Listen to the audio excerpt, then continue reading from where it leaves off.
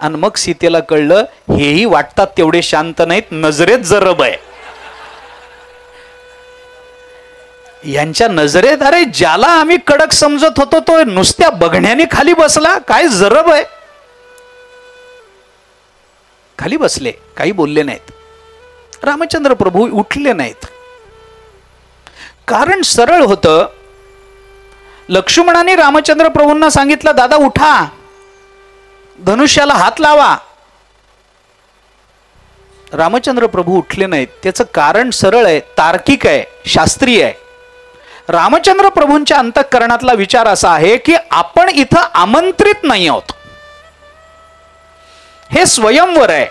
ज्यांना आमंत्रण दिलंय त्यांनाच ते धनुष्य उचलण्याचा मान दिला पाहिजे. आपण काही आमंत्रित नाही आहोत. आपण गुरु महाराजांबरोबर आलेलो आहोत. ते आले म्हणून आपण आलो. ते आले नसते तर आपणही आलो नसतो. आपल्याला काही घरी पत्र गेलं नाही, आपल्याला पत्र आलं नाही, सेवक आला नाही कोणी चिठ्ठी घेऊन की बाबा असा असा स्वयंवर आहे, तुम्ही आमंत्रित आहात या त्याच्यामध्ये, असं काही नाही. आणलं कोणी आपल्याला? गुरु महाराजांनी. मग हे काही म्हणले तरी आपल्याला काय घेणं देणं आहे? आपण त्यातले नाहीच आहोत. आपण आता गंमत बघायला, कोणाला उचलता येतंय कोणाला नाही बघत बसलेले. रामचंद्र प्रभू काही जागेवरून उठले नाहीत, कारण आमंत्रित नव्हते. आमंत्रित नसणाऱ्यांनी आगाऊपणा करू नये. हे त्यावेळेचं शास्त्र सांगतो मी, हे आत्ताचं नाही आहे, हे त्यावेळेचं शास्त्र सांगतो. कशाला आपण आगाऊपणा करायचा? आपला काही संबंध नाही, आपली काही ओळख नाही. गुरुजींची ओळख आहे, गुरुजी बघतील काय करायचं ते. शांत बसले आणि सगळ्यांचं बोलून ते मग ते जनकांचंही बोलणं झालं, सगळं झालं, सगळे शांत बसले, कोणी उठे ना. मग विश्वामित्रांनी रामचंद्र प्रभूंना सांगितलं, रामा बघ, तू प्रयत्न कर, तू धनुष्य उचल. प्रयत्न कर पण नाही, तू धनुष्य उचल. मग रामचंद्र प्रभू उठले. एक कारण आपण बोललो, गुरु महाराजांनी आपल्याला इथं आणलंय म्हणून गुरुजींची आज्ञा आल्याशिवाय आपण उठायचं नाही. कारण आपण इथले आमंत्रित नाही आहोत, आपण गुरुजींबरोबर आलेले आहोत. आणि विश्वामित्रांच्या अंतःकरणातला भाव असा की सगळ्यांचं होऊन जाऊ दे. गेल्याबरोबर विश्वामित्र म्हणू शकले असते ना, रामा धनुष्य उचल, पण गेल्याबरोबर म्हणाले नाहीत. सगळ्यांचं होऊ दिलं. कारण सामर्थ्य संपन्न पुरुष इतरांना आधी संधी देतो आणि त्यांना जमलं नाही तर आपलं सामर्थ्य सिद्ध करत असतो. हा सरळ विचार आहे. इतरांच्या ठिकाणी सामर्थ्य असताना आपलं सामर्थ्य गाजवण्यात तात्पर्य वाटत नाही त्याला. सगळ्यांना संधी होऊ देत. म्हणून विश्वामित्रांनी ठरवलं, माझा राम सामर्थ्य संपन्न आहे, मला माहिती आहे त्याचं सामर्थ्य काय येते, इतरांना बघू दे आधी, त्यांचं होऊ दे. कारण नंतर कुणी असं म्हणायला नको की रामाने पहिल्यांदाच येऊन धनुष्य उचललं, आम्ही नंतर उचललं असतं. हे नंतर जर कुणी म्हणालं तर पुन्हा स्वयंवराला अडचण. असं नको, होऊ दे सगळ्यांचं होऊ दिलं. सगळ्यांचं अपयश सगळ्यांच्या पदरात पडलं. आणि मग विश्वामित्रांनी रामचंद्र प्रभूंना सांगितलं, रामा धनुष्य उचल. मग रामचंद्र प्रभू उठले, आपल्या गुरुजींना नमस्कार केला, तिथून जनकांना नमस्कार केला, धनुष्याला नमस्कार केला, धनुष्याची प्रदक्षिणा पूर्ण केली. भावार्थ रामायणामध्ये सुद्धा वर्णन आहे, ज्या वेळेला रावण आला आणि धनुष्य उचलण्याचा प्रयत्न करायला लागला, त्यावेळेला सीतेने ते बघितलं की हा कोणीतरी भीषण आहे, हा रावण आहे. त्याचा चेहरा, त्याचं वय, भले सामर्थ्य अफाट असेल त्याच्या ठिकाणी, पण सीतेच्या मनात तो नव्हता. म्हणून सीता ज्या पृथ्वीतून बाहेर पडली, ही पृथ्वी ज्या सीतेची आई आहे, त्या आईला सीतेने प्रार्थना केली, आई धनुष्य आत दाबून ओढून ठेव, उचलू देऊ नको, काही कर, तुझ्याकडे गुरुत्वाकर्षण आहे ना, गुरुत्व आहे ना तुझ्या ठिकाणी, तुझं सगळं गुरुत्व त्या धनुष्यावर नेऊन ठेव. भगवान श्रीकृष्णाने कंसाला जे मारलं ना, ते त्याचा गळा दाबला नाही.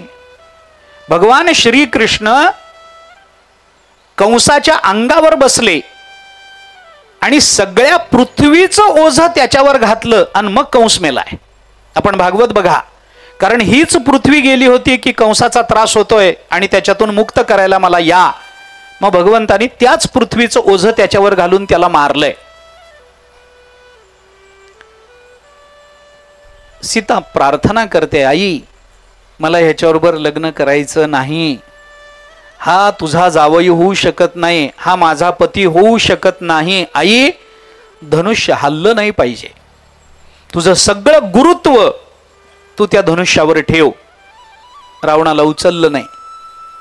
रामचंद्र प्रभू जेव्हा उचलायला म्हणून आले, धनुष्याची प्रदक्षिणा पूर्ण करून नमस्कार केला, त्यावेळेला सीता प्रार्थना करते, आई हाच आहे,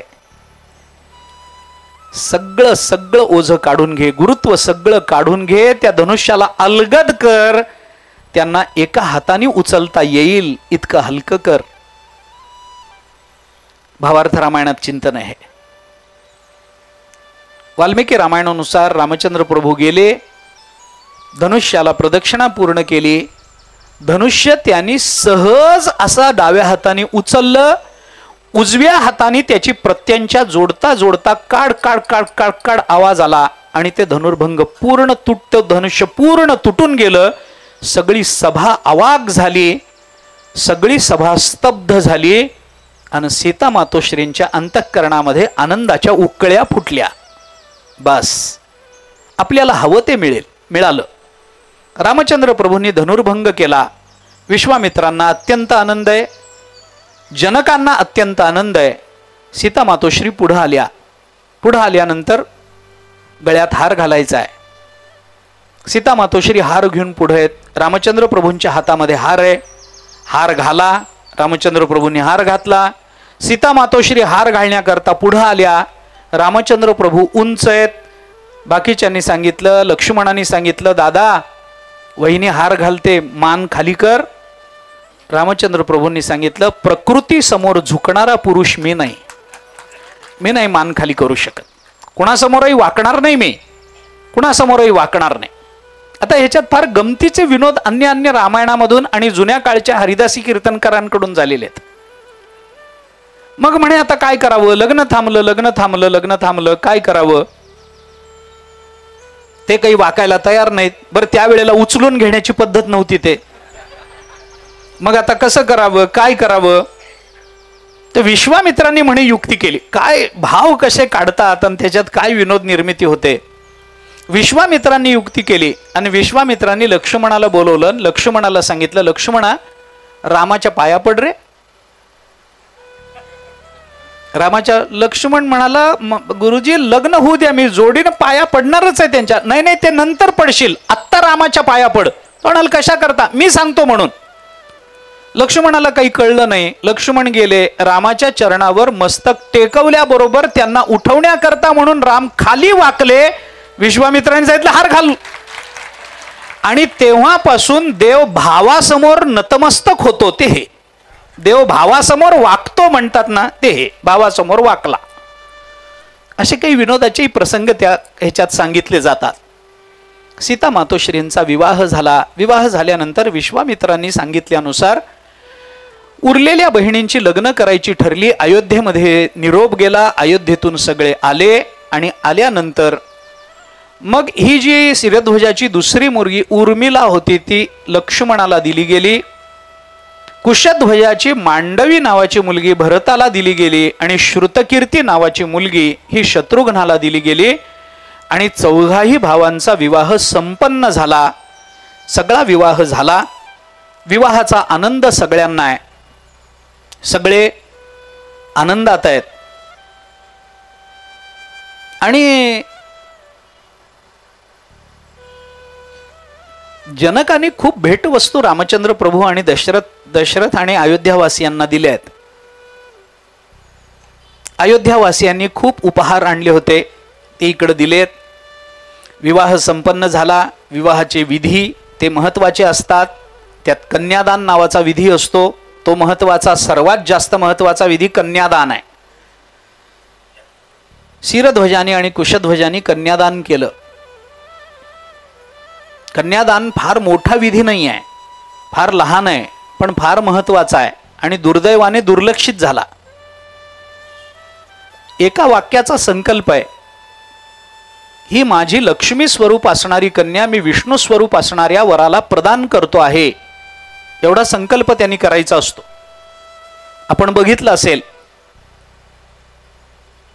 वर त्या वधू पित्याचा हात, आईचा हात असतो, खाली पित्याचा हात असतो, त्याच्या खाली त्या मुलीचा हात असतो आणि त्याच्या खाली नवऱ्याचा हात असतो. वरून पाणी टाकलं जातं आणि तो संकल्प करतात, ही माझी लक्ष्मी स्वरूप असणारी कन्या. असं आहे शास्त्रामध्ये, विवाहाच्या वेळेला तो कोणी असो, ती वधू कोणी असो, तिच्या ठिकाणी लक्ष्मीचं वास्तव्य असतं असं मानलं जातं आणि वराच्या ठिकाणी विष्णूचं वास्तव्य असतं असं मानलं जातं. त्यामुळे त्या लग्नातल्या वधूवराला लक्ष्मी, विष्णू लक्ष्मी असंच समजलं जातं. प्रत्यक्ष विष्णू आहे असं मानलं जातं. त्याची कारणं भक्तिशास्त्राच्या दृष्टीने वेगळी दिली आहेत, धर्मशास्त्राच्या दृष्टीने वेगळी दिली आहेत. पण हे सगळं करायचं असतं. मग ते आपल्याकडे म्हणतात ना, लक्ष्मी नारायणाचा जोडा असं म्हणतात की नाही, आपल्याकडे लक्ष्मी नारायणाचा जोडा. आता हे लक्ष्मी नारायणाचा जोडा म्हणजे ते तेवढ्याच दिवशी असतो, जेव्हा तो संकल्प होतो आणि ते लग्न लागतं की नाही, तेव्हापर्यंतच तो लक्ष्मी नारायणाचा जोडा असतो.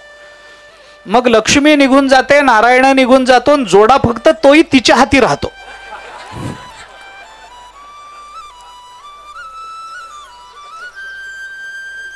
यांचं लग्न लागलं.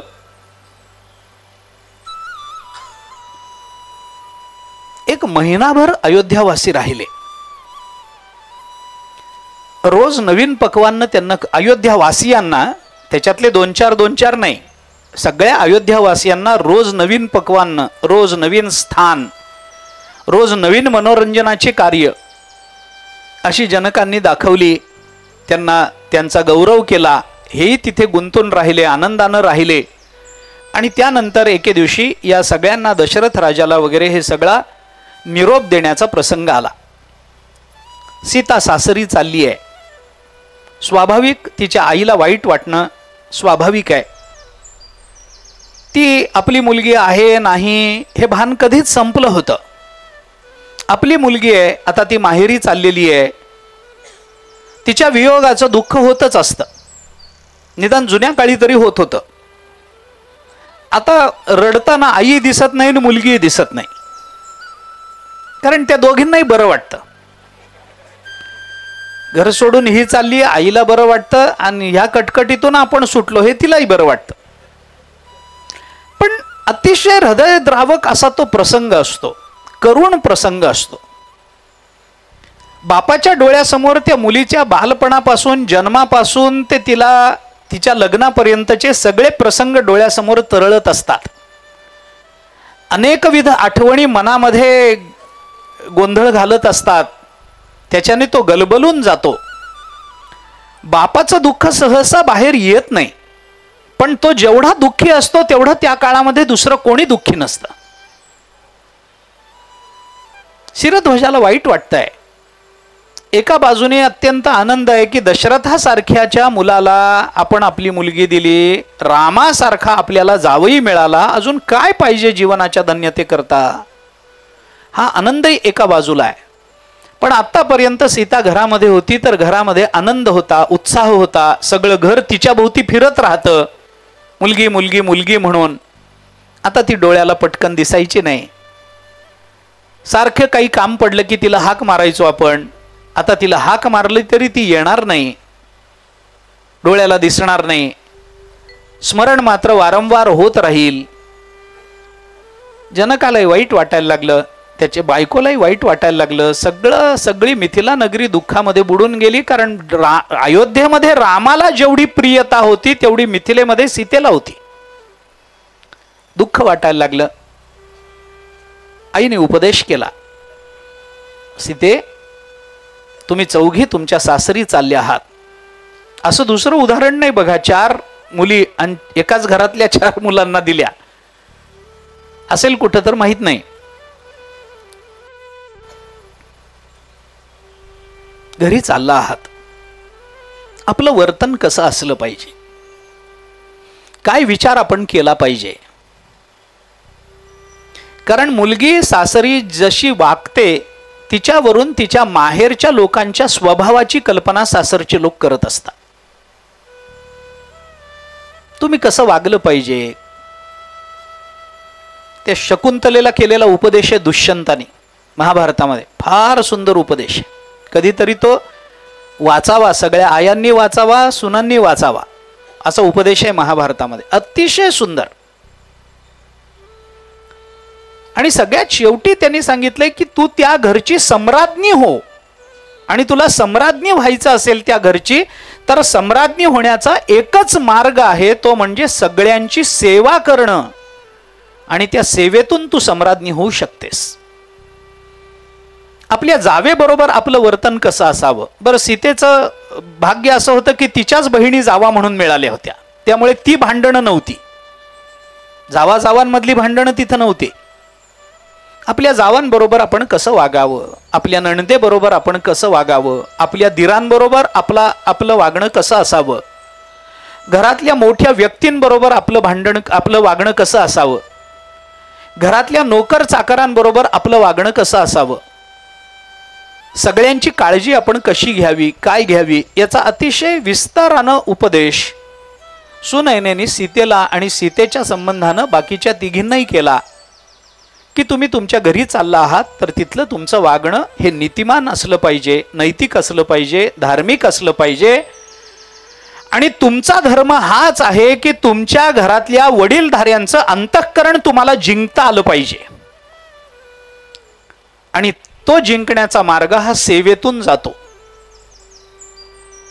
एखाद्यावर विजय मिळवायचा असेल तर सामर्थ्यानं विजय मिळवता येतो, पण तो विजय समाधान देत नाही. पण प्रेमानं मिळालेला विजय हा फार समाधान देतो. तू सगळ्यांवर प्रेम केलं पाहिजेस. तुझे सासरे, तुझ्या सासवा या फार मोठ्या आहेत, आपण फार लहान आहोत. काही लहान नव्हते हे लोक, मिथिला लहान नव्हती अयोध्यापेक्षा, पण तरी आपण लहान आहोत. आपण लहान म्हणूनच वागलं पाहिजे. स्वतःकडे नम्रता घेतली पाहिजे. एखाद्या वेळेला एखाद्या व्यक्तीला काहीतरी मानसिक तापानं कुणावर तरी चिडावं वाटलं, तो राग जर आपल्यावर निघाला तर त्याची मानसिक अवस्था समजावून घ्यावी. त्यावेळेला त्याचे शब्द आपण ऐकू नयेत. कारण क्रोधाचं असं असतं की क्रोधाला शब्द ज्ञान नाही, क्रोधाला फक्त स्वर ज्ञान आहे. क्रोध फार विचित्र आहे. क्रोधाला शब्द ज्ञान नाही. आपण काय बोलतो हे क्रोधात कळत नाही, फक्त उच्च स्वरात बोलावं लागतं एवढंच माहितीये. क्रोधाला स्वर ज्ञान असतं, शब्द ज्ञान नसतं. रागावलेला माणूस वेडवाकडं काही बोलतो, त्याच्यात चांगलं काही नसतं, संकल्पित काही नसतं, तोंडाला येईल ती बडबड आहे, पण आरडाओरडा जास्त असतो. कारण क्रोधाला स्वर कळतो, शब्द कळत नाहीत. त्यावेळेला आपण स्वर जर वाढलेला असेल तर आपण शब्दाकडे दुर्लक्ष करावं, शांत उभं राहावं, काही बोलू नये, प्रत्युत्तर करू नयेत, मोठ्यांना उलट बोलू नये, लहानांना चांगलं शिकवावं. तुझे सगळे धीर तुझ्यापेक्षा लहान आहेत. आता अधिकार, तू वयानं जरी लहान असलीस तरी तुझा अधिकार आत्ता तू मोठा आहे. मोठ्या भावाची बायको आपल्यापेक्षा वयानं लहान असली तरी नमस्कार आपल्यालाच करावा लागतो, कारण ती मोठ्या भावाची बायको आहे. त्या अधिकारानं तू सर्वात मोठी ठरतेस. लक्ष्मण, भरत, शत्रुघ्न तुला नमस्कार करायला येतील, त्यावेळेला त्यांच्या नमस्काराला प्रत्युत्तर देताना तुझा आशीर्वाद त्यांच्या कल्याणाचा असला पाहिजे. ते तुझ्याशी कसे वागतात, ते तुझ्याशी काय बोलले, ते तुझ्यावर रागावले का रागावले नाही, या गतकाळातल्या कोणत्याही प्रसंगाची छवी तुझ्या अंतःकरणामध्ये त्या काळामध्ये राहता उपयोगी नाही. तुझ्या तोंडातून त्यांच्या संबंधाने जो आशीर्वाद बाहेर पडला पाहिजे तो त्यांच्या कल्याणाचाच असला पाहिजे. रामचंद्र प्रभूंनी सुद्धा वनवासात जाताना पहिल्यांदा सीतेला नको म्हणून जे सांगितलं त्याच्यात कारण देताना हीच कारण दिली आहेत. तू घरातल्या मोठ्यांची सेवा कर, या आईंच्या संबंधाने, तिन्ही आईंच्या संबंधाने तुझ्या अंतःकरणात समत्व राहू दे. मी चाललोय तर लक्ष्मण, भरत, शत्रुघ्न यांच्याबद्दल तुझ्या अंतःकरणात ते लहान धीर असल्यामुळे तुझे लहान भाऊ किंवा तुझ्या पोटची मुलं असं म्हणून त्यांना सांभाळलं पाहिजे. असाच उपदेश रामचंद्र प्रभूंनी सीतेला पहिल्यांदा केला. आपल्याला तो प्रसंग पुढे येईल, उद्याच येईल. या सगळ्यामध्ये त्यांनी हे सांगितलंय वारंवार, धाकटा धीर हा मुलाप्रमाणे मानला पाहिजे, लहान भावाप्रमाणे मानला पाहिजे, आणि मोठी वहिनी ही आपल्यापेक्षा वयानं लहान असली तरी मात्र मातेप्रमाणे तिचा आदर केला पाहिजे. शास्त्र सांगतं तसं तू वाग. घरातल्या लोकांची मनं जिंकून घे, अयोध्यावासियांची मनं जिंकून घे. तुझा आचार, तुझा विचार, तुझी अभिव्यक्ती, तुझी नम्रता याच्याने तुझ्यापेक्षा सुद्धा तुझ्या माहेरच्या बद्दल लोकांच्या अंतःकरणामध्ये आदर निर्माण होईल असं तू वागलं पाहिजेस. तुझ्याबद्दल आदर राहणारच आहे, कारण तू रामाची पत्नी आहेस. पण तुझ्या आचरणावरून तुझ्या गावाचं, तुझ्या माहेरपणाचं लोक अनुमान करत असतात.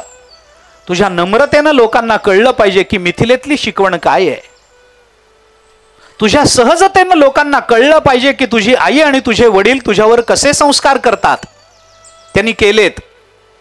हे सगळ्या कल्पना तिथल्या लोकांना याव्यात असं तुझं वागणं असलं पाहिजे, आणि ते वागणं सर्व कालामध्ये समान असलं पाहिजे. कारण लग्न झालेली सून घरामध्ये पहिल्यांदा नम्रच असते, पहिल्यांदा नम्रच असते. हळूहळू ती नम्री होत जाते.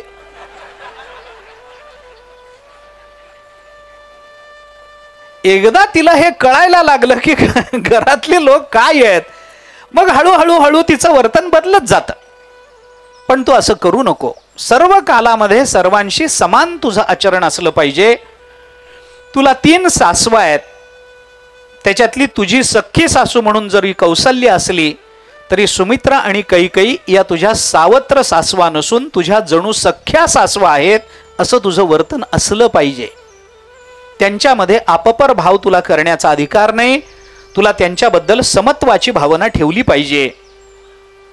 हे सगळं सीता मातोश्रीला समजावून सांगितलं. कारणच नव्हतं समजावून सांगायचं, कारण सीता मातोश्री इतक्या प्रगल्भ होत्या, त्यांना हे कळतच होतं.